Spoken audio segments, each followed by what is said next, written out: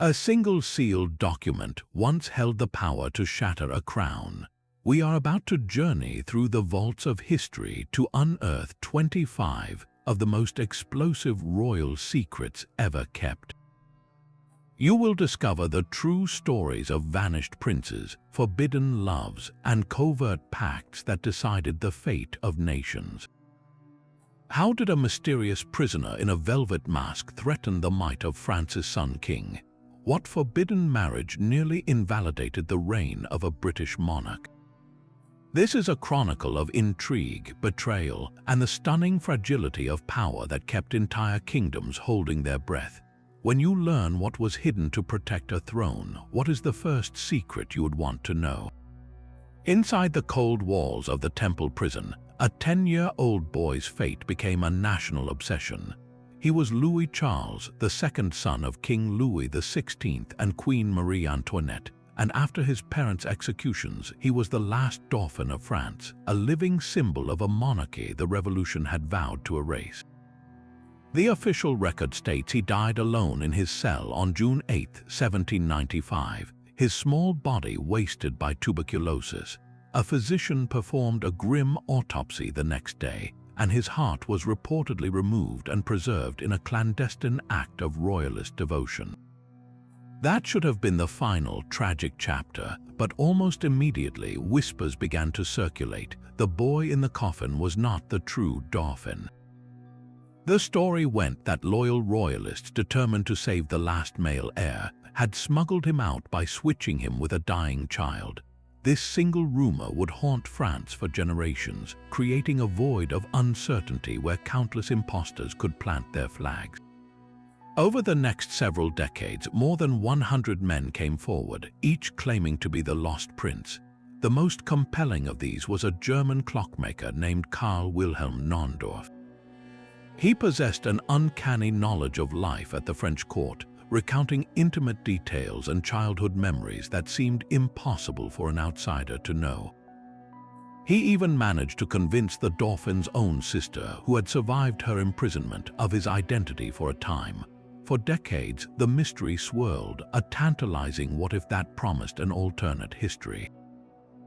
Then modern science offered a final verdict. In 2000, DNA testing was conducted on the preserved heart, long held as a sacred relic, and compared to genetic material from Marie Antoinette. The results were definitive. The heart belonged to a direct relative of the Queen. The boy who died in the Temple prison was without a doubt Louis Charles himself. Yet, even with this conclusive evidence, the legend refuses to die.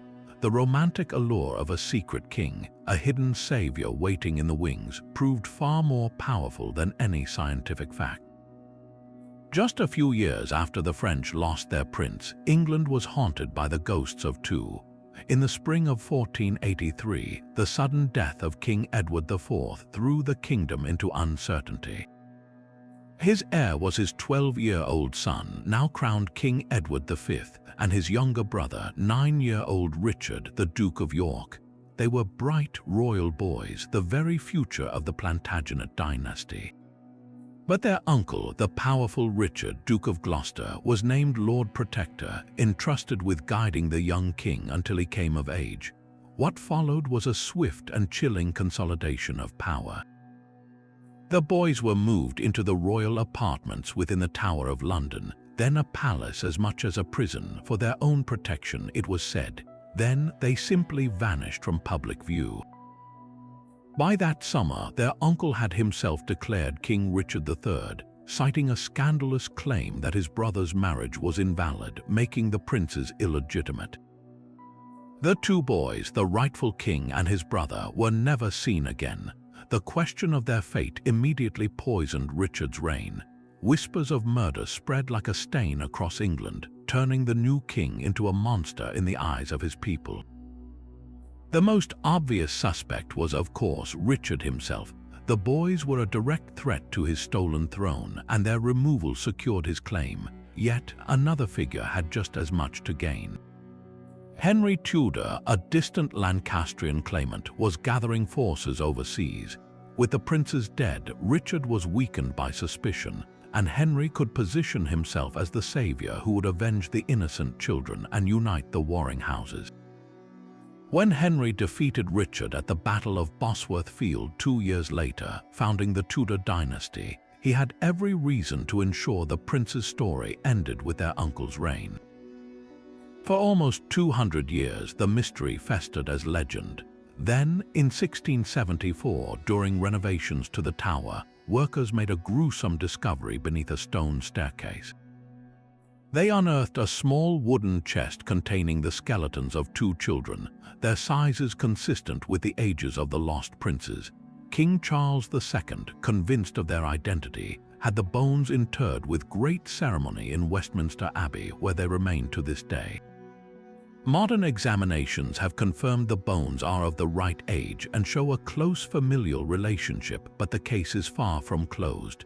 We are left with a haunting, centuries-old crime scene and no definitive proof of the killer.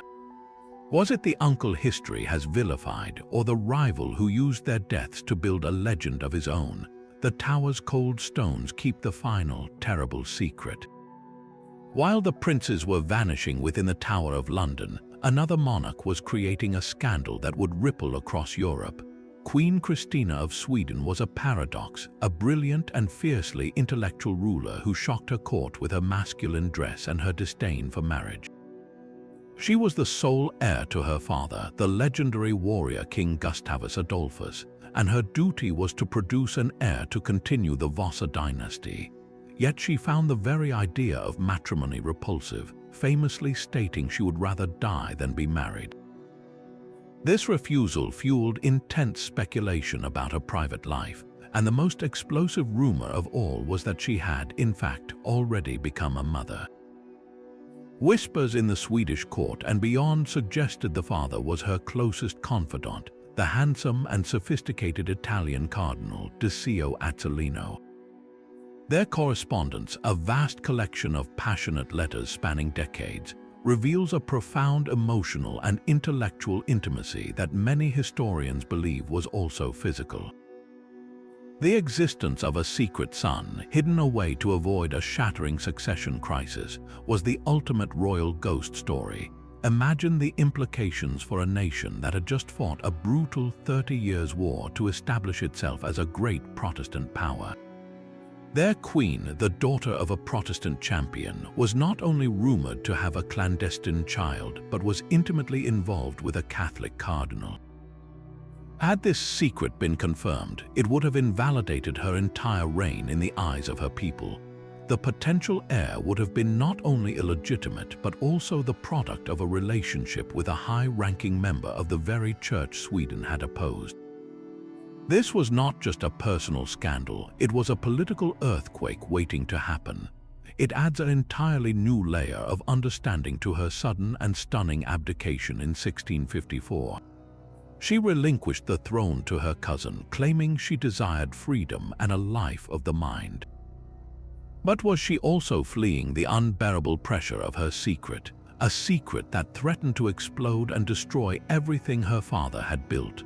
The gossip followed her to Rome, where she lived out her days near Azzolino, the mystery of a hidden heir becoming a tantalizing piece of European court folklore for generations. A what if that could have rewritten the history of the North.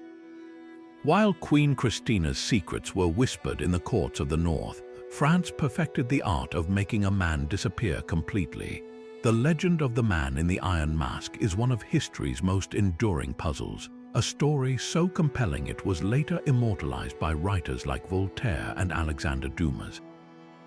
The truth, however, is even stranger than the fiction. For decades, a single prisoner was moved between France's most formidable fortresses, from Pine-Rouleau to the Bastille, always under the strictest secrecy and always forced to wear a mask. It was not a clanking iron mask, as the stories say, but a mask of black velvet, which in its own way was more terrifying.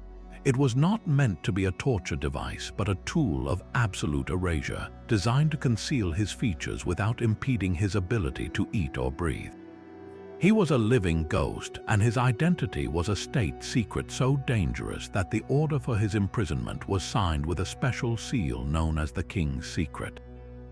The man who knew the secret, the Minister of War, reportedly told the jailer that if the prisoner spoke of anything other than his immediate needs, he was to be killed instantly. So who was he, and why was his very existence such a profound threat to the Sun King, Louis XIV? The most compelling theory points to a man named Eustache Dorger. Some historians suggest Dorger was not just an illegitimate son of a previous king, but potentially the older brother or even the identical twin of Louis himself. Consider the implications for a monarchy built on the divine right of kings. If Louis had an identical twin, the very foundation of his unique, God-given authority would crumble. How could one brother be chosen by God if another, his mirror image, was languishing in a dungeon? This prisoner was a walking, breathing challenge to the entire political and religious doctrine that held France together. The mask was not for his protection, but for the protection of the king's absolute power. The state went to extraordinary lengths to keep this secret, ensuring the prisoner was treated with a degree of comfort but was never allowed to communicate with anyone or be seen.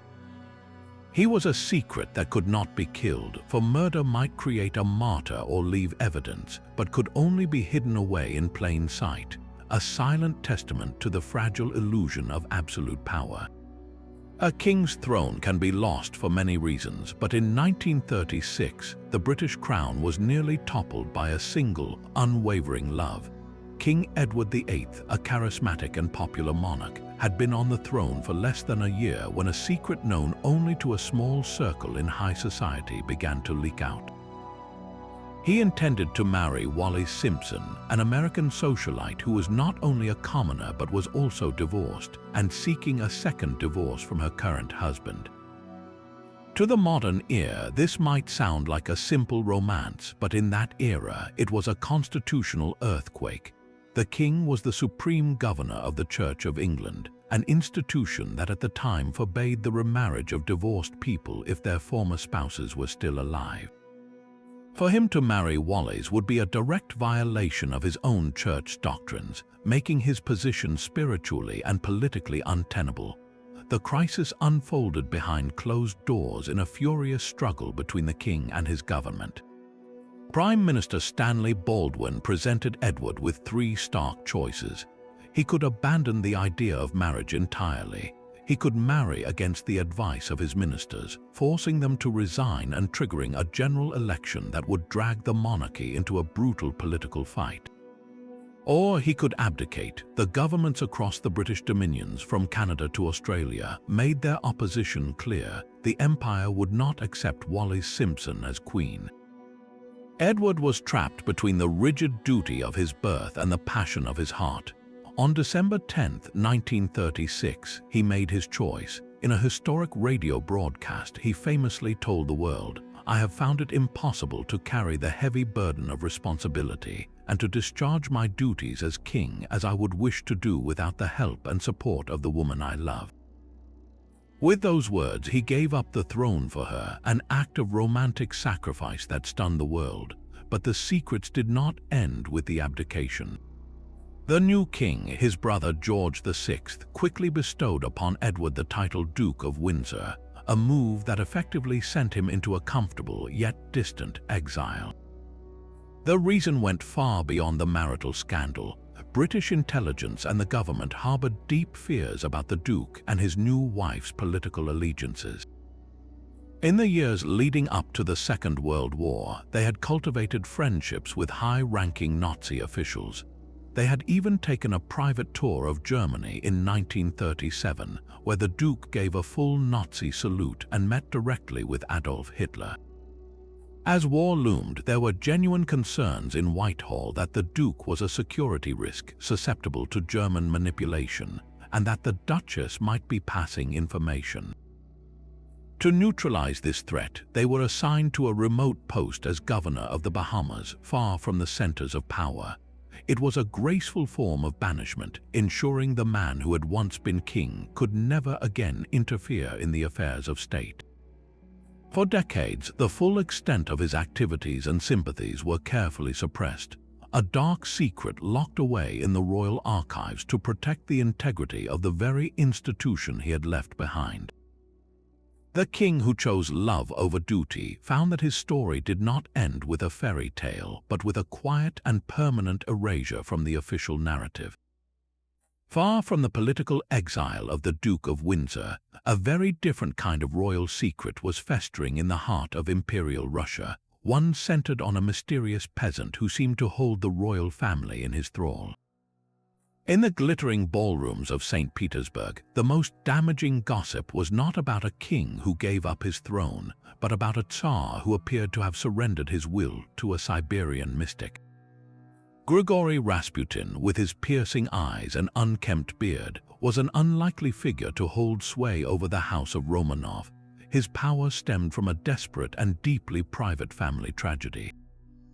The Tsarevich Alexei, the long-awaited male heir, suffered from hemophilia, a condition where the blood fails to clot properly. A simple bruise could mean agonizing pain, and a minor fall could be a death sentence. The court doctors were powerless. In her despair, Tsarina Alexandra turned to Rasputin, and to the astonishment of everyone, he seemed to be able to stop the boy's bleeding episodes. Whether through hypnosis, a calming presence, or some other unknown method, his interventions worked where medicine failed. For a mother watching her child suffer, this was a miracle, and it forged an unbreakable bond of trust. That trust, however, became the court's worst-kept and most destructive secret. As Tsar Nicholas II left to command Russian forces in the First World War, the Tsarina effectively became the ruler at home, and Rasputin was her closest advisor. Whispers exploded into outright scandal. It was said that Rasputin, a man with no formal education, was now influencing the highest political appointments, dismissing capable ministers and replacing them with his own favorites whom he could control. Wild rumors spread through the capital, depicting a court entirely corrupted by this so-called mad monk. Pamphlets and cartoons depicted him in flagrantly compromising situations with the Tsarina herself, vile propaganda that aimed to destroy the monarchy's dignity. The secret was no longer just about a healer for a sick boy. It was about the perception that the throne itself was being manipulated by a degenerate peasant, that the soul of Russia was for sale. The imperial family became utterly isolated, living in a bubble of denial while their nation crumbled around them under the weight of war and hunger. The nobility decided the only way to save the monarchy was to eliminate the man they saw as its cancer. In December 1916, a group of aristocrats led by Prince Felix Yusupov lured Rasputin to a palace basement. They poisoned his cakes and wine with enough cyanide to kill several men, yet he showed no effect. Panicked, Yusupov shot him in the back. Rasputin collapsed, but then, according to the frantic accounts of the conspirators, he rose again, bursting into the courtyard where another conspirator shot him once more. They then bound him and threw his still twitching body into the freezing Neva River. The official autopsy later revealed the true cause of death was drowning. He had survived poison and bullets only to finally succumb to the icy water. This dramatic, almost supernatural assassination was meant to purify the throne, but it had the opposite effect. To the Tsarina, it was the murder of her son's savior, cementing her paranoia. To the Russian people, it exposed a regime so rotten that its own elites were driven to such brutal extremes. The secret of Rasputin's influence did not die with him. It became the central exhibit in the case against the Romanovs, a powerful symbol of their unfitness to rule. Within 3 months, the February Revolution would force the Tsar to abdicate, sweeping the entire 300-year dynasty into the dustbin of history, all while the world wondered how one man's shadow could have grown so long. The shadow Rasputin cast over Russia was one of influence and perception, but another royal house was being destroyed by a secret written deep within its own bloodline. In the glittering courts of Spain, the mighty Habsburg dynasty was slowly consuming itself. For nearly 200 years, a deliberate strategy of royal marriage was enacted, not for love or even for simple alliance, but to consolidate power and keep the vast Habsburg territories stretching from Spain to Austria and the Netherlands locked within the family. The result was a family tree that did not branch, but rather twisted back on itself in a tight, gnarled knot. Uncles married nieces, first cousins wed first cousins. The logic was coldly political. Why share power with an outside family when you could marry your own, ensuring that gold, land, and thrones all remained under the Habsburg name? But this political masterstroke became a genetic catastrophe. The most visible symptom of this decay was a physical trait that became synonymous with the dynasty, the Habsburg jaw. Medically known as mandibular prognathism, this condition resulted in a severely protruding lower jaw and lip, making it difficult to speak clearly and even to eat. Portraits of the Habsburg rulers show this distinctive feature growing more and more pronounced with each generation, a visible stamp of their shared ancestry. But the jaw was merely the outward sign of far graver internal turmoil. The relentless inbreeding concentrated a host of other debilitating genetic issues, including severe epilepsy and profound intellectual disability. The gene pool had become so stagnant that the heirs were weaker and sicker with every passing generation. All of this genetic damage culminated in one tragic figure, King Charles II of Spain. His life serves as a stark lesson in the price of absolute power pursued without foresight. He was the end of the line, the product of generations of carefully planned marriages that were in effect a slow form of biological suicide. His own father, Philip IV, was also his great-uncle. Charles suffered from a catalogue of afflictions that baffled his court physicians. He was chronically ill, physically disabled, and was considered to have severe learning difficulties. He could not walk until he was 8 years old, and he never received a proper education. The famous Habsburg jaw was so extreme in his case that he could not chew his food. His tongue was so large that his speech was nearly unintelligible. He was plagued by hallucinations and seizures. Perhaps the most telling detail of his tragic existence was his inability to produce an heir. He was married twice, but both unions remained childless. The court, and indeed all of Europe, watched and waited, knowing that his death would mean the extinction of the Spanish Habsburg line. He was known as El Hechizado, the Bewitched. His subjects and even his own advisors believed his terrible condition was the result of a dark curse. In a way, they were right. The curse was not one of magic, but of his own family's making. When Charles finally died in 1700, his body was found to be utterly ravaged, possessing what one autopsy report described as not a single drop of blood in his heart. His death created a power vacuum that shook the entire continent. With no clear successor, the great powers of Europe plunged into the long and devastating War of the Spanish Succession, a conflict that redrew the map. The Habsburgs' secret, their desperate gambit to keep power pure, had ultimately guaranteed their complete and utter destruction. The Habsburgs were not the only dynasty to be undone by the consequences of their own bloodline, but their Austrian cousins faced a tragedy so shocking it was deliberately buried for generations. On a freezing January morning in 1889, a messenger arrived at the Hofburg Palace in Vienna with news that would shatter the Austro-Hungarian Empire to its core. Crown Prince Rudolf, the 30-year-old only son of Emperor Franz Joseph and the sole heir to the throne, was dead at his remote hunting lodge at Mayerling.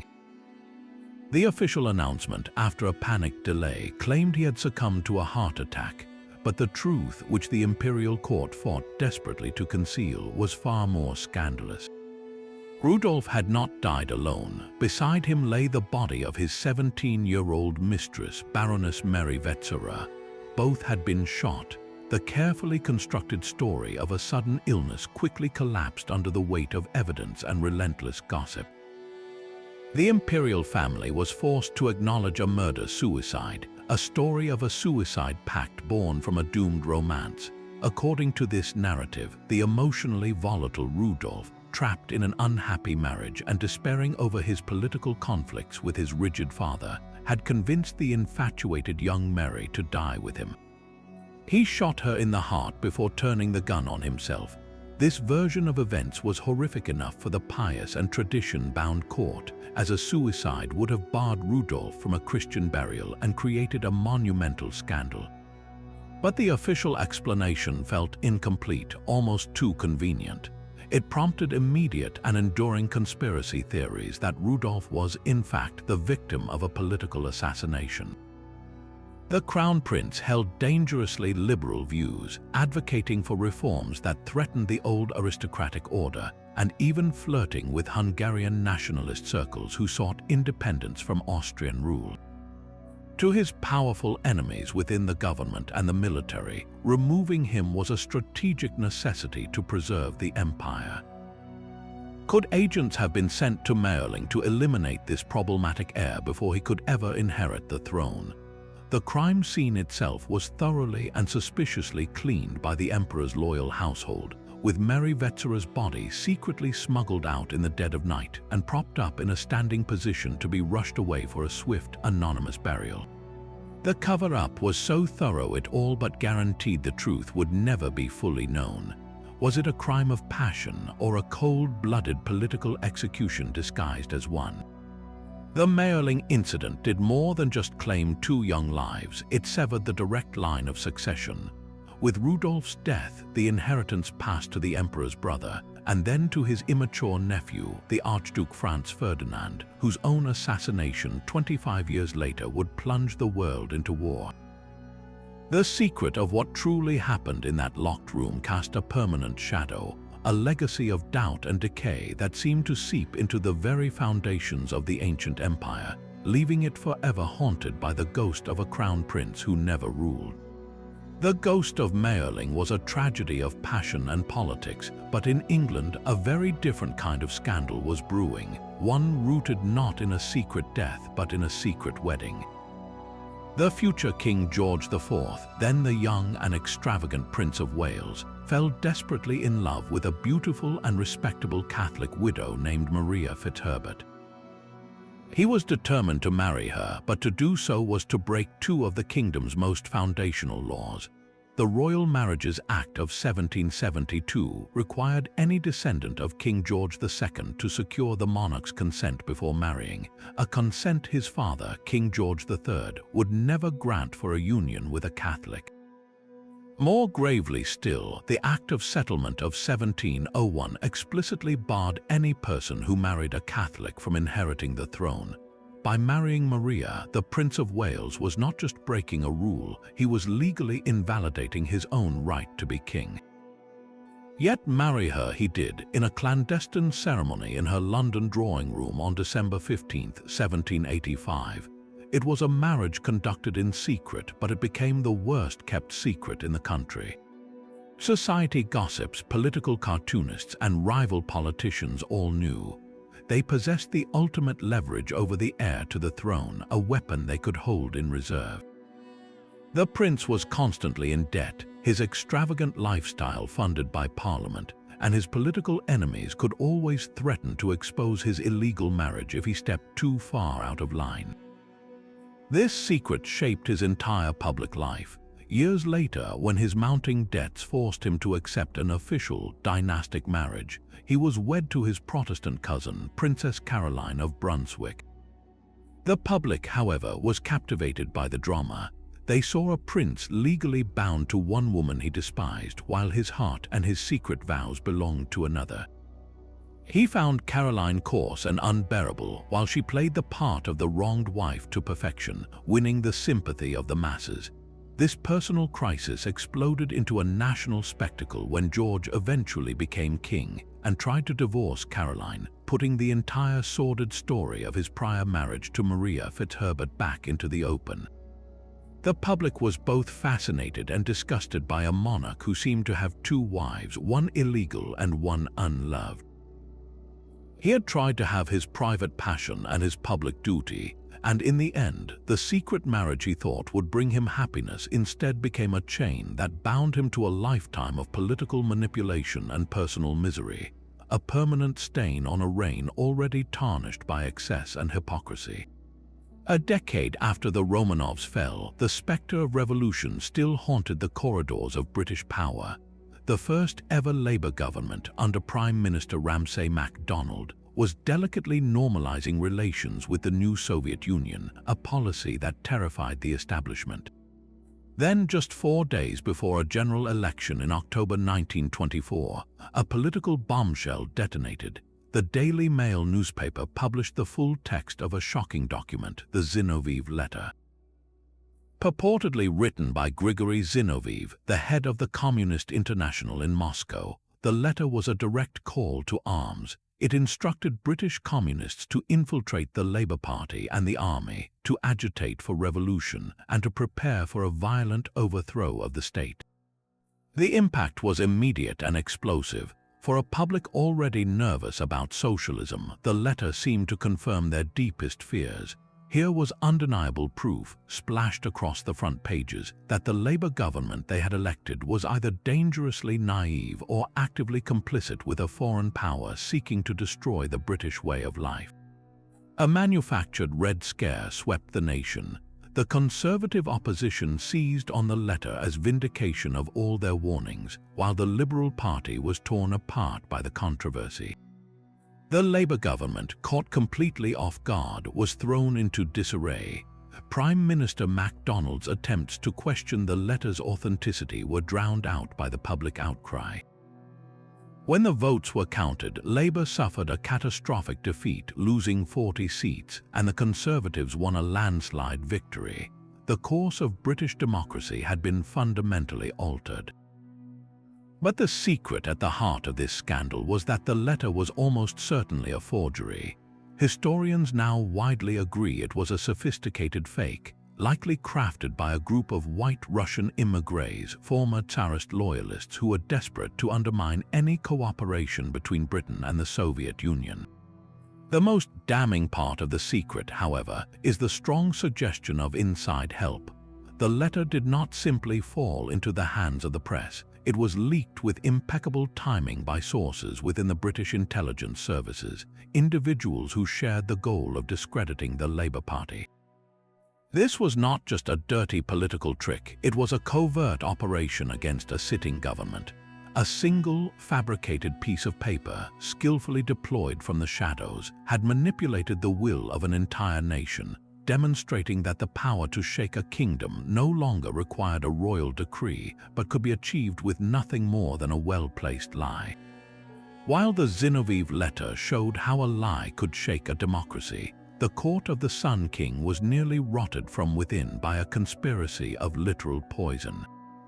In the 1670s, Paris was gripped by a terror far more intimate than any foreign plot. It began with a series of disappearances and suspicious deaths among the aristocracy, whispers of inconvenient husbands dying after a sudden illness and rivals suffering agonizing fates. The scandal that erupted, known as the Affair of the Poisons, would reveal a secret criminal underworld operating in the very shadow of the throne.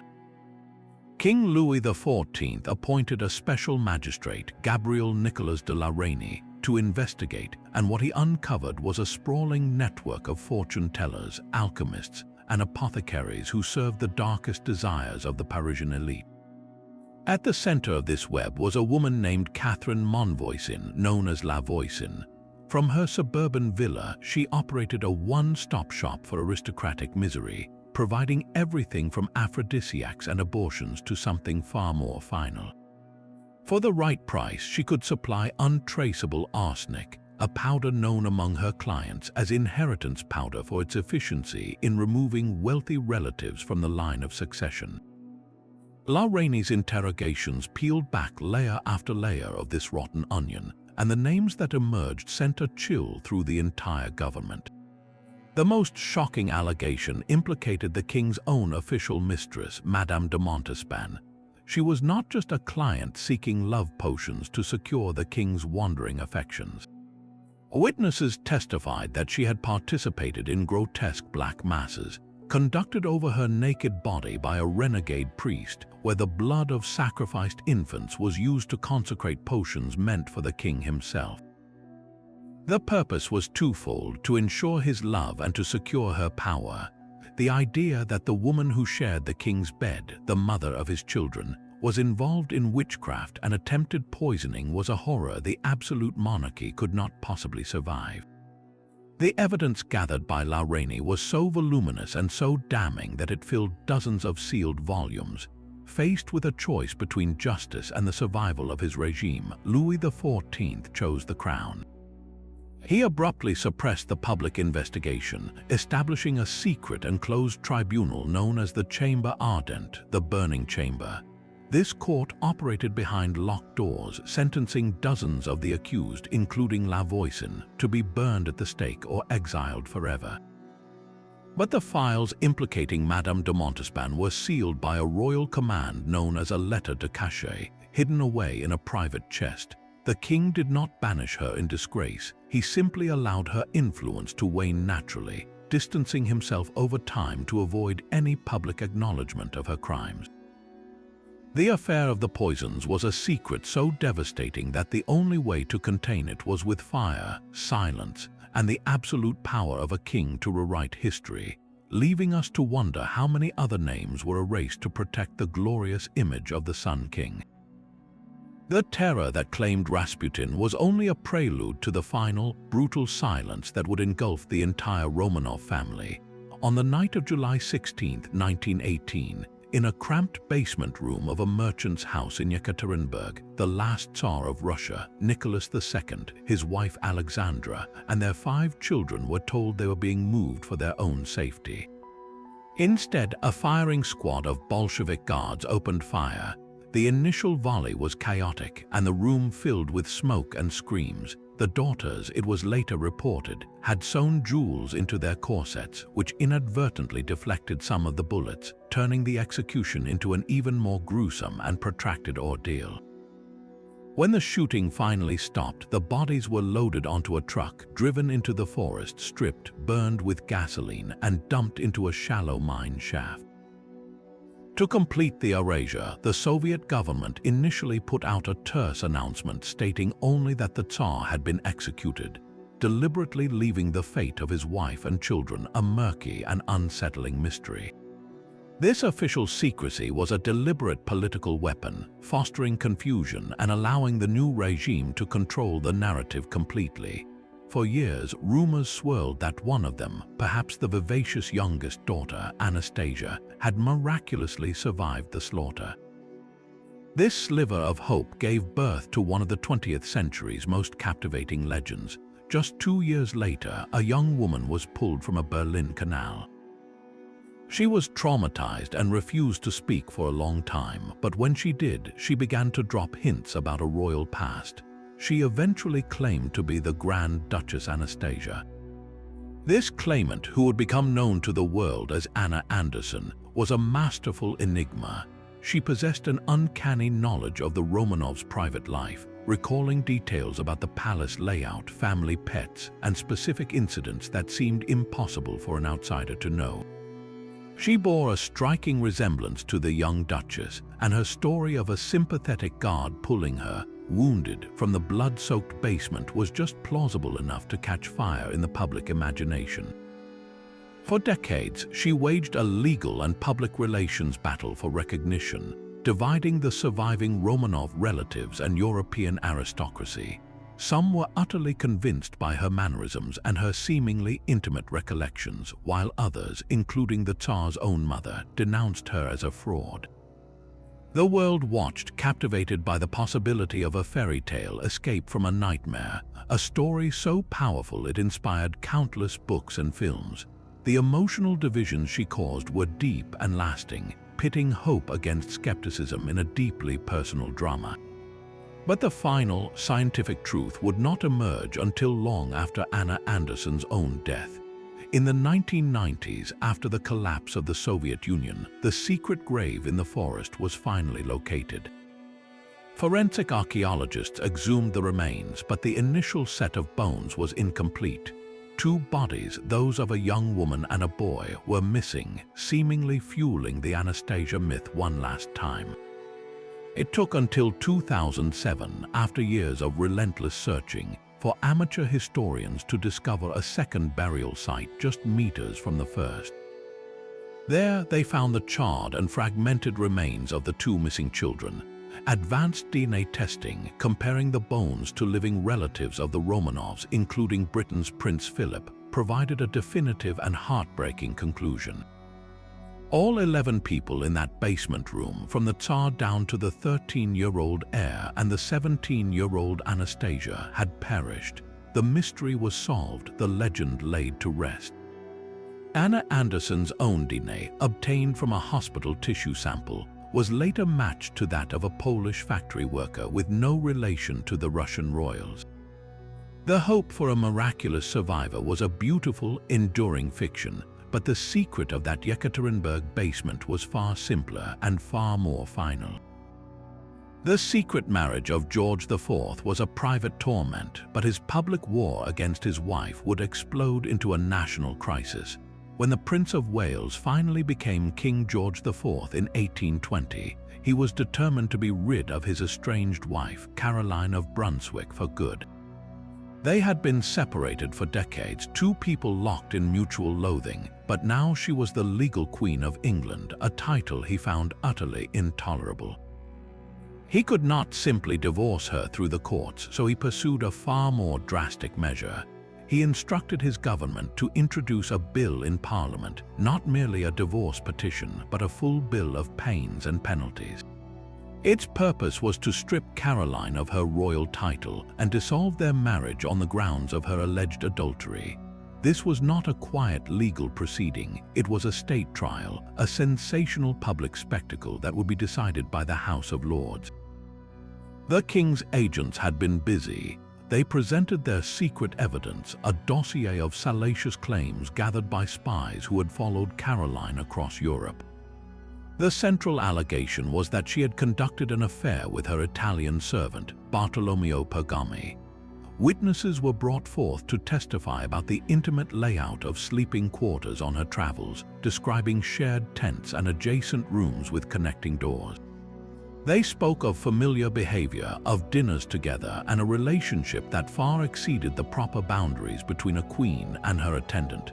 The case was built on circumstantial gossip, but for the king, it was his weapon of choice.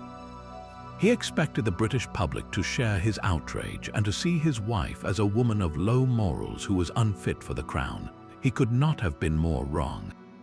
The trial backfired spectacularly. The British people, who had long despised George for his extravagance and hypocrisy, saw Caroline as a wronged woman, a victim of a cruel and powerful husband.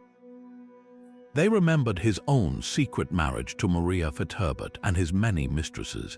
The perception was clear: the king was a libertine trying to punish his wife for the very behavior he himself exemplified. Caroline became a populist heroine. Crowds thronged the streets whenever she appeared, cheering her name and burning the king in effigy. Print shops sold countless pamphlets and cartoons lampooning the monarch and glorifying the queen. The entire affair turned into a political circus that threatened the stability of the government itself. The Prime Minister, Lord Liverpool, saw his administration rocked by the public fury. For months, the nation was consumed by the drama unfolding in the House of Lords, with every detail reported breathlessly in the press. The Lords, feeling the heat of public opinion, eventually passed the bill by a razor-thin margin, but it was a hollow victory. The vote was so narrow that the government knew it would never survive the next stage in the House of Commons. They were forced to withdraw the bill entirely, admitting defeat. The king had been publicly humiliated, his government weakened, and the monarchy's reputation severely tarnished. Caroline had won the battle, but her victory was short-lived. When she was forcibly barred from the king's coronation at Westminster Abbey a year later, it was a final, crushing public insult. She fell ill just days later and died within 3 weeks, her tragic end sealing her status as a martyr in the eyes of the people. The king had tried to use the law to bury his secret shame, but in doing so, he exposed the crown to a level of public scorn it had not faced in centuries. The public humiliation of a king seemed a world away from the ancient legends that forged empires. Long before royal marriages could cause constitutional crises, the very right to rule was born from secrets etched into myth. At the heart of the mighty Roman Empire lies a founding story so potent it was taught for centuries as absolute truth. The legend tells of twin brothers, Romulus and Remus, direct descendants of the Trojan hero Aeneas. Their mother was Silvia, a Vestal virgin sworn to celibacy, and their father was none other than the god of war, Mars himself. For this divine transgression, the usurper King Amulius ordered the infants drowned in the Tiber River. But the basket carrying them washed ashore where a she-wolf found them. She suckled the boys, giving them strength until a shepherd discovered and raised them as his own. They grew into natural leaders, eventually learning their true identity, overthrowing the tyrant, and deciding to found a new city. The brothers quarreled over the ideal location, and in a fit of rage, Romulus killed Remus, becoming the sole founder and first king of the city he named after himself, Rome. This was the official story, a narrative of divine origin, miraculous survival, and fraternal conflict that explained the Romans' fierce and warlike character. It was a perfect piece of political propaganda, providing a celestial mandate for every Roman emperor who followed, each one a successor to the son of a god. But even in antiquity, whispers suggested this was all a magnificent lie. A more scandalous human version of events was recorded by a few historians, a counter-narrative often called the Varian legend.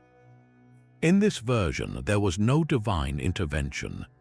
Silvia had simply broken her sacred vow of chastity, and the father was not Mars but an unknown man, perhaps even the very king who had ordered her imprisonment. The twins, far from being demigods, were the illegitimate products of a Vestal virgin's forbidden affair. The story of the she-wolf, or lupa in Latin, was a clever double entendre, as the word was also a common slang term for a prostitute. The boys may not have been nursed by a wild beast, but were instead found and raised by a shepherd and his wife, a woman of ill repute. This version strips away the divine glory, replacing it with a tale of human weakness and a cover-up. Why would such a story be promoted? For the early kings of Rome and the later emperors, the official myth was a tool of immense power. A city founded by the son of a god could claim inherent superiority and a destined right to conquer. It legitimized authority in a way that a story of bastard orphans simply could not. The manipulation of this foundational secret was one of the first and most brilliant acts of statecraft in Western history. It created an unassailable origin, a bedrock of belief that allowed a small city-state to transform itself into an empire that ruled the known world, all under the watchful eye of a fabricated but fiercely believed divine father. While the official myths of Rome were crafted for glory, a far more personal secret would one day threaten to shatter the English throne. In the smoky taverns and meeting houses of 17th century England, a single object dominated political gossip, a mysterious black box. It was whispered that inside this box lay a secret marriage contract, proving that King Charles II had legally wed his first love, Lucy Walter. If true, this meant their son, James, the Duke of Monmouth, was not merely a royal bastard but the legitimate heir to the crown. The implications were explosive. When Charles died in 1685, the throne passed to his brother, James II, an openly Catholic king in a deeply Protestant nation. Panic spread like wildfire. A faction of powerful nobles, known as the Whigs, seized upon the rumor of the black box. They had no love for Monmouth, but they saw in him a perfect tool, a handsome and charismatic Protestant figurehead who could be used to block the Catholic king. They fueled the legend, circulating pamphlets and whispers that painted Monmouth as the true, wronged king, a savior chosen by God and by secret marriage. The secret of the box, though almost certainly a complete fabrication, became a rallying cry. It gave Monmouth the audacity to believe his own destiny. With a small band of followers, he landed on the southern coast of England, declaring himself the rightful monarch and calling on the English people to rise for their faith and their true king. For a few tense weeks, it seemed the kingdom might split in two. Commoners and local militias, fired by anti-Catholic sentiment and the romantic story of the hidden marriage, flocked to his banner. But the rebellion was built on a phantom. The black box was never produced, its contents never verified. The uprising was hopelessly outmatched by the professional army of King James.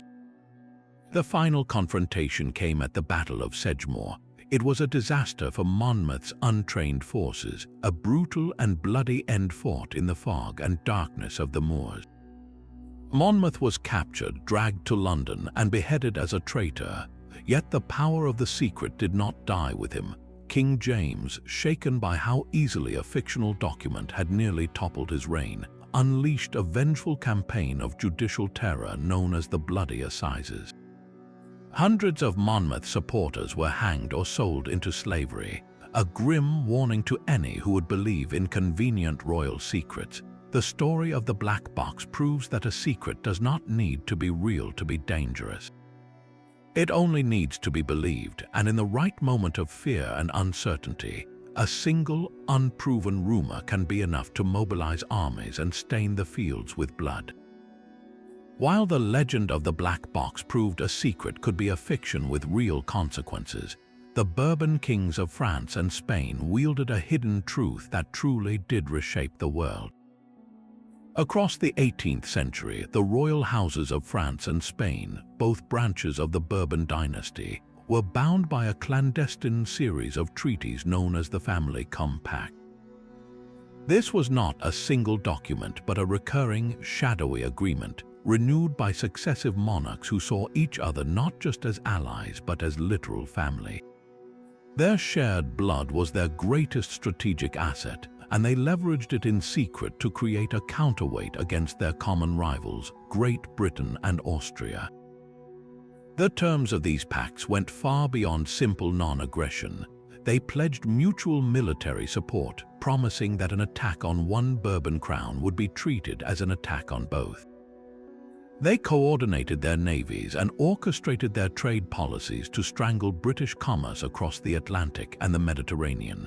This was a dynastic bloc operating in the shadows, a single family directing the foreign policy of two of Europe's most powerful nations. The most dramatic effect of this secret coordination was felt during the 7 Years' War, a conflict that spanned the globe. The Family Compact ensured that when France found itself at war with Britain, Spain was soon drawn into the fight as well, a move that dramatically widened the theater of war and stretched British resources to their limit. Decades later, this same Bourbon alliance played a decisive, though often overlooked, role in the American Revolutionary War. The French King Louis XVI was initially hesitant to openly support the American rebels, fearing the cost and the dangerous precedent of aiding a revolution. But the secret clauses of the Family Compact promised him the full backing of his Spanish cousins. With this assurance, France committed its navy, its treasury, and its armies to the American cause, an intervention that proved absolutely essential to the eventual victory at Yorktown. Spain, honoring the pact, simultaneously opened a second front against Britain, seizing key territories and further dividing British naval power. When the existence and scope of these compacts eventually leaked, they sent waves of paranoia through the courts of London and Vienna. Every diplomatic slight, every colonial skirmish was now viewed through the lens of this hidden Bourbon conspiracy. It created an atmosphere of permanent suspicion, where nations were never quite sure if they were negotiating with a single kingdom or a unified dynastic front.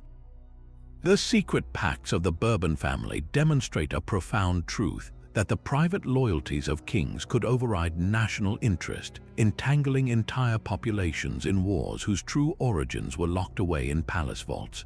A stark reminder that a bloodline could be a more powerful bond than any treaty signed in the open. While kings fought over thrones and parliaments debated pacts, a far more intimate enemy was quietly dismantling the mind of a British monarch. King George III is remembered in popular history as the Mad King who lost the American colonies, but the true nature of his affliction was one of the most closely guarded secrets of the Georgian court. His first major attack came in 1788, and his physicians were utterly baffled. The official bulletins released to the public and Parliament described a bilious fever, a vague and respectable diagnosis meant to calm a nervous nation. Behind the palace walls, the reality was terrifying. The king was descending into a profound and violent madness. He suffered from convulsions so severe it took multiple attendants to restrain him. His thoughts raced uncontrollably, his speech became a torrent of incoherent rambling, and he would talk for hours on end until the foam literally gathered at his mouth. Perhaps the most peculiar and telling symptom, one meticulously recorded by his doctors but hidden from the world, was the color of his urine. It turned a deep, startling shade of blue. This was not madness as they understood it, but something physically and gruesomely wrong. The political implications were immediate and severe, with the king incapacitated who was to rule. The government was thrown into a constitutional crisis. The king's son, the future George IV, saw his opportunity and allied with the opposition Whig Party, demanding that he be installed as Prince Regent with full royal powers. The king's own ministers, led by William Pitt the Younger, fought desperately to block this, fearing the prince would dismiss them and bring his political enemies to power. The entire machinery of the British state was paralyzed, held hostage by the secret illness of one man. This brutal cycle repeated itself multiple times over the decades, each episode eroding the stability of the crown and fueling public anxiety. The secret was not just the king's suffering, but the terrifying fragility of a system that relied so completely on the health of a single individual. The mystery of what truly ailed him persisted for centuries until modern medical historians re-examined the detailed notes of his physicians. The blue urine was the crucial clue. It pointed decisively to a rare metabolic disorder called porphyria. This condition causes a buildup of toxic molecules called porphyrins, which can attack the nervous system, producing precisely the symptoms the king endured: the agonizing abdominal pain, the muscle weakness, the hallucinations, and the psychiatric breakdown.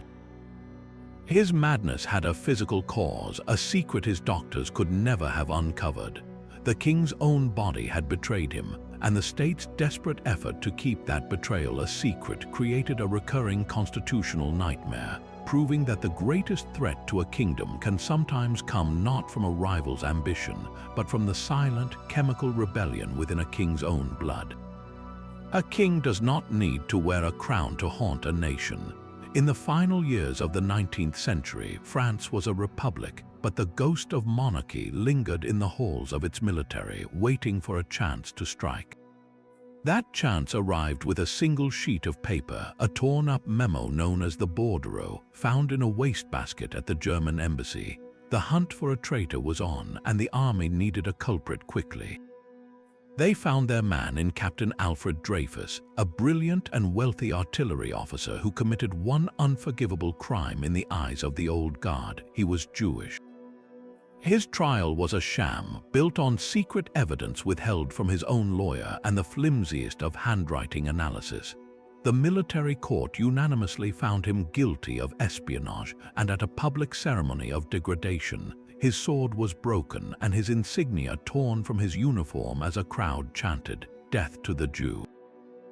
He was shipped off to the brutal Devil's Island prison, a living man buried alive, but the secret was that the army's highest ranks knew he was innocent.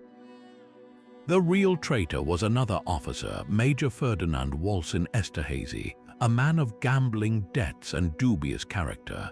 When this truth began to surface, a powerful faction within the military, composed of aristocrats and staunch royalists, made a conscious decision. They chose to protect Esterhazy and the reputation of the army itself, even if it meant perpetuating a monstrous injustice. For these men, the dream of restoring the monarchy was still very much alive. They saw the secular, democratic Third Republic as a weak and corrupt abomination. By framing Dreyfus and then ruthlessly defending the verdict, they aimed to demonstrate the Republic's incompetence and moral decay, creating a crisis of confidence that could pave the way for a royalist coup. They forged documents, lied under oath, and orchestrated a massive cover-up, all in the name of a secret political ambition. The resulting Dreyfus affair tore France in two for over a decade. On one side stood the Dreyfusards, intellectuals and Republicans who saw a grave miscarriage of justice. On the other were the anti-Dreyfusards, a coalition of nationalists, clerics and royalists for whom the honor of the army was more sacred than the truth. The conflict spilled from courtrooms into newspapers, cafes, and even families. The nation was gripped by riots and duels. The secret plot nearly succeeded. In 1899, as the case was being re-examined, royalist agitators saw their moment and attempted to storm the French presidency, a coup that failed only at the last minute. The affair finally ended when Dreyfus was pardoned and later fully exonerated, but the damage was profound. It revealed that the greatest threat to the French Republic was not a foreign army, but a conspiracy festering within its own ranks, a secret loyalty to a dead crown that was willing to sacrifice an innocent man to bring a kingdom back to life.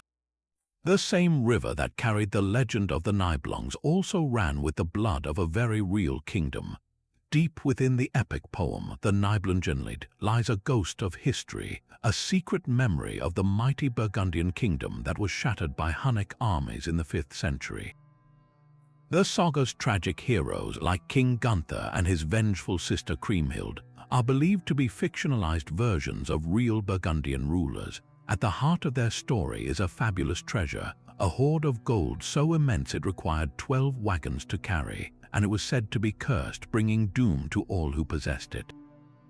In the poem's climactic scene, the treasure is thrown into the Rhine River by its last guardian, forever lost beneath the murky waters. This was more than a fairy tale, it was a potent national secret waiting to be claimed. Centuries later, the ambitious Hohenstaufen emperors saw the power hidden within this myth. To legitimize their rule, they worked to position themselves as the direct successors to these legendary Germanic heroes. They promoted the Nibelungenlied at their courts, weaving their own dynasty into its narrative fabric. By linking their lineage to a glorious, mythical past, they were not just telling stories, they were crafting a political reality, using a secret history to cement their divine right to rule a nation. This act of myth-making created a cultural foundation for Germany, a shared origin story that could unite a fractured realm. But the most chilling chapter of this secret would be written in the 20th century. The Nazi regime, obsessed with racial purity and Germanic supremacy, violently twisted the legend for their own propaganda. They stripped the epic of its nuanced tragedy and moral complexity, repackaging it as a straightforward parable of heroic, pure-blooded Germans battling corrupting foreign influences. The cursed treasure became a symbol of Aryan destiny, and the river that hid it was transformed into a mystical lifeblood of the fatherland. This deliberate corruption of a royal myth demonstrates a terrifying truth, that a story born from the wreckage of an ancient kingdom could be weaponized, its secret power harnessed to fuel a modern nightmare. The lost gold was never just gold, it was a blank slate upon which empires could inscribe their own legitimacy, proving that a legend, once unleashed, can be far more dangerous than any hidden document or poisoned cup. The same poison that could kill a cardinal could also stain the soul of the church itself. In the heart of the Renaissance, the Borgia family transformed the Vatican from a seat of spiritual authority into a ruthless secular dynasty. At its head was Pope Alexander VI, a man whose ambition for his children eclipsed any divine calling. His son, Cesare Borgia, was a cardinal-turned-military commander, and his daughter, Lucrezia, was a political pawn married off for alliance. Together, they operated a machine of power so corrupt it became the scandal of Europe. Their most feared weapon was not a sword but a poison, a substance whispered about in terrified tones as la cantarella. This was no simple toxin but a sophisticated, slow-acting powder, allegedly concocted from a process involving the decomposing organs of a pig. Its genius was in its delayed effect. A rival would be invited to a private dinner, a secret consistory, or a lavish celebration hosted by the Borgias themselves. They would dine and drink, perhaps even receiving a friendly toast from Cæsar himself, only to return home and fall violently ill days later. The delay created a perfect veil of deniability. Who could prove the illness that struck a man down on a Tuesday was linked to a feast the previous Friday? The mysterious deaths began to mount. Cardinal Giovanni Borgia was found dead in the Tiber River, his pockets filled with gold. The wealthy Cardinal Michiel died after a supper with Alexander VI, his vast fortune conveniently passing to the papal treasury. Each time a wealthy cardinal or a political obstacle suddenly expired, their titles, lands, and riches seemed to flow inexorably into the hands of the Borgia family. The Vatican's locked rooms and private gardens became stages for a silent, merciless war. The secret was so open it was paralyzing. The College of Cardinals was filled with men terrified to speak out, knowing that a single word of opposition could mean an invitation to a final, fatal meal. This was not just a family of murderers, it was a calculated system of state-sponsored assassination, using the sacred offices of the Church as its cover. The stench of their corruption did not remain contained within the walls of Rome. As stories of the poisoned ring and the nepotistic empire spread across Europe, carried by diplomats, merchants, and fleeing intellectuals, it fueled a rising tide of outrage. In Germany, a young monk named Martin Luther pointed to the Borgia papacy as the ultimate proof of a church that had lost its way, an institution more concerned with temporal power and wealth than with the salvation of souls. The Borgias' secret network of murder and greed did not just eliminate their personal enemies, it provided the very ammunition that would ignite the Protestant Reformation, forcing a schism that would forever break the unified power of the Catholic Church in the West. Their poison, in the end, proved potent enough to wound an entire faith. The same poison that could wound a church left invisible scars on a far more personal throne. Behind the legendary beauty of Empress Elizabeth of Austria lay a sorrow so profound it became her closest companion. Known to the world as Sissi, she was adored for her waist-length chestnut hair and fairy tale image, but the reality of her life was a cage of rigid Habsburg protocol and a distant, dutiful husband, Emperor Franz Joseph. Her escape was in constant, frantic travel, a restless wandering that her courtiers dismissed as a quirk of her eccentric nature. Yet this compulsion to flee Vienna may have been driven by a secret more devastating than any political scandal. In 1864, while traveling in Greece, the Empress gave birth to a baby girl named Marie. The birth was never recorded in the official court annals, and the child was never presented to the public or the imperial family. She simply vanished. The reason for this erasure was simple and for Sissi utterly shattering. The emperor was almost certainly not the baby's father. Who then was? The most persistent theory points to a man who shared Sissi's poetic and rebellious spirit, a Hungarian count named Nikolaus Esterházy. Their bond was one of intellectual kinship and a shared love for Hungary, a country Sissi adored far more than her own Austria. Another candidate was a British diplomat or perhaps a Greek noble she met during her travels. The truth died with her, locked away in the diaries she kept in a secret language that has never been fully deciphered. The fate of the little girl, Marie, is just as haunting. It is believed she was given up for adoption immediately, likely placed with a family far from the glare of the imperial court, her royal blood a secret to be buried forever. For Sissi, this was not a political maneuver but a personal cataclysm. The loss of this child, a living consequence of a connection that may have been her only taste of real happiness, compounded the depression that had shadowed her since her youth. It fueled her obsession with her own body, her punishing exercise regimens, and her endless journeys across Europe, as if she could physically outrun the ghost of the daughter she could never acknowledge.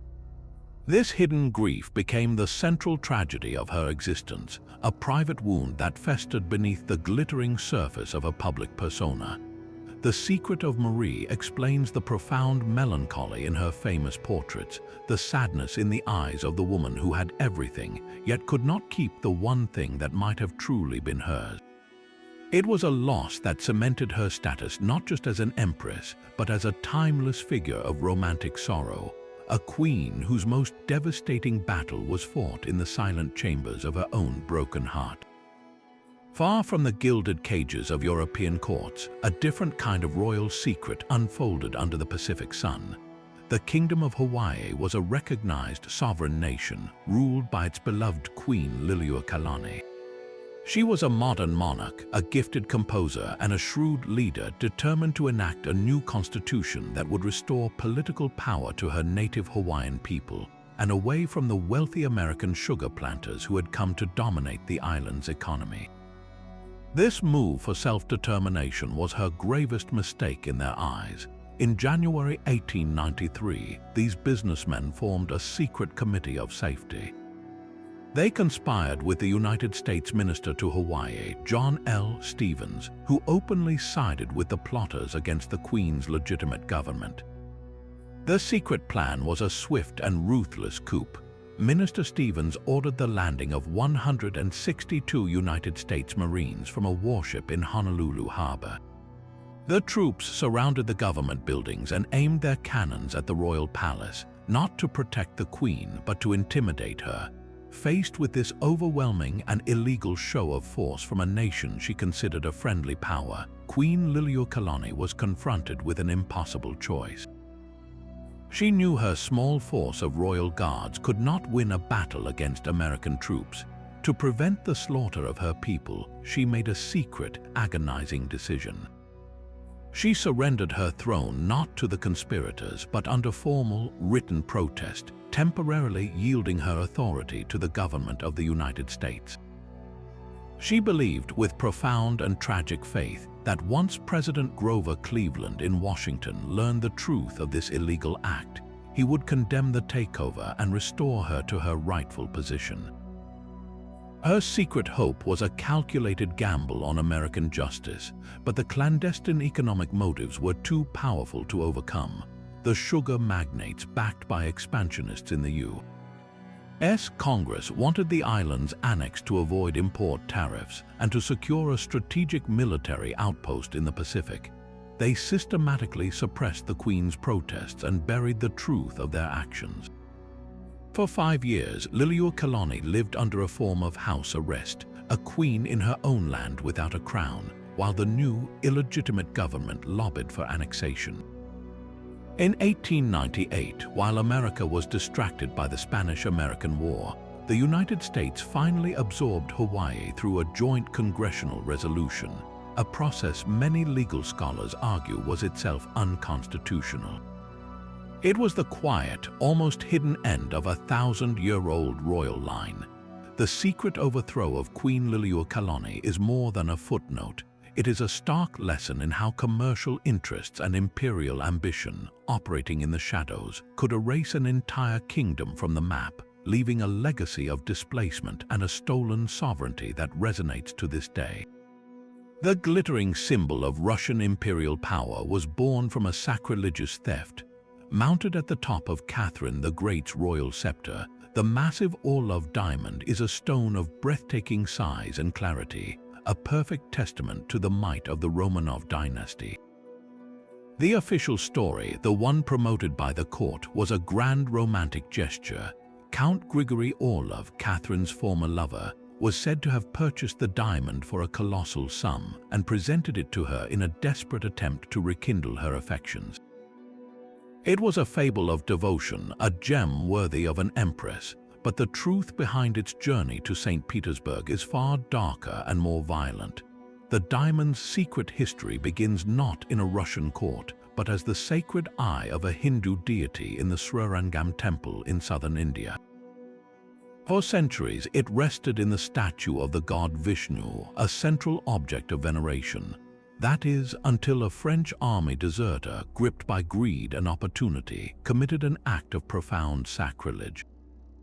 He converted to the Hindu faith, gained the trust of the temple priests, and was given a position within the sanctuary. After meticulously planning his crime, he pried the diamond from the statue and fled, setting off a chain of shadowy sails through the back alleys of Madras and beyond. The stone of God became a commodity, passing from one merchant to another until it found its way into the hands of a European dealer and eventually to Count Orlov. This was the inconvenient truth that the Russian court worked so hard to erase. The story of a lover's gift was a brilliant piece of propaganda, a deliberate whitewash of a history drenched in betrayal and colonial plunder. The Orlov diamond is more than just a beautiful rock, it is a stark symbol of a brutal pattern. The splendors of European royalty, the crowns and scepters that dazzle us in museums, were very often funded by imperial expansion and the systematic looting of other cultures. A sacred object was stripped from its spiritual home, its story rewritten into a fairy tale, all to adorn the hand of an empress whose empire was built on taking what it wanted. The next time you see that magnificent scepter, remember the secret it holds, the story of a stolen eye, watching silently from the heart of a stolen kingdom. A prince's life can be a gilded cage, but for Queen Victoria's grandson, the bars were forged from whispers. Prince Albert Victor, the Duke of Clarence, was second in line to the throne, a young man whose public image was one of dutiful, if uninspired, royalty. Behind the palace walls, however, a storm of scandal was brewing, threatening to destabilize the entire British monarchy. The first crack appeared with the Cleveland Street scandal of 1889. Police investigating a post office theft stumbled upon a male brothel frequented by telegraph delivery boys. As the investigation deepened, the names of wealthy and aristocratic clients began to surface, and among the whispers was that of the prince himself. The implication was explosive, not merely of vice, but of a crime punishable by imprisonment. The palace machinery swung into immediate and ruthless action. The investigation was quietly stifled at the highest levels. Key witnesses were paid off or encouraged to leave the country, and the prince's name was systematically scrubbed from any official record. The goal was not to find the truth, but to bury it, to protect the throne from a scandal that would have made the prince's succession impossible. But the rumors did not stop there. In a grotesque twist, the prince's name was later woven into the most infamous unsolved murders in history. Sensationalist theorists, long after his death, would baselessly allege that he was Jack the Ripper.